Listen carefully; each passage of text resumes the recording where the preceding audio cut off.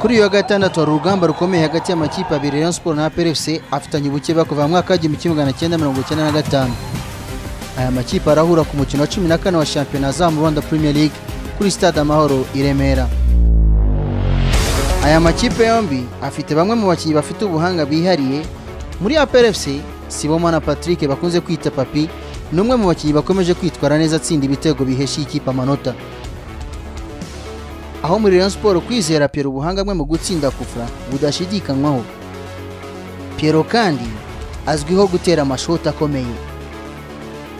Muri APR FC Bizimana Jihad nawe ni inkingi ya mwamba mu gutsinda ibitego byiza mu buryo butandukanye, akaba nawe azwiho kugira amashoti akomeye anyeganyeza inshundura.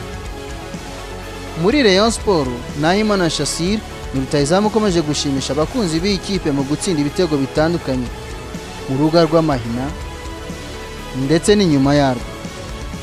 Musa Kamara nawe ni rutahizamu ufite ubushobozi bwo gutsinda ibitego haba ku mutwe cyangwa se ku kirenge.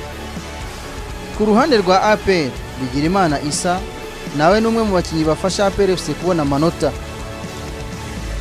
APR FC ni ikipe itsindwa ibitego n'abakinnyi batandukanye barimo na ba myugariro Rusheshangoga Michel usanzwe ukina ku ruhande rw'iburyo muri defense. Igitego yatsinze Sunrise cyahesheje amanota 3 ni kimwe mu bitego byiza bimaze kugaragara muri Azam Rwanda Premier League 2016-2017. Ubu buhanga bwose butegerejwe kuri uyu wa gatandatu kuri Stade Amahoro. Ntuzacikwe n'umukino kuri Azam TV.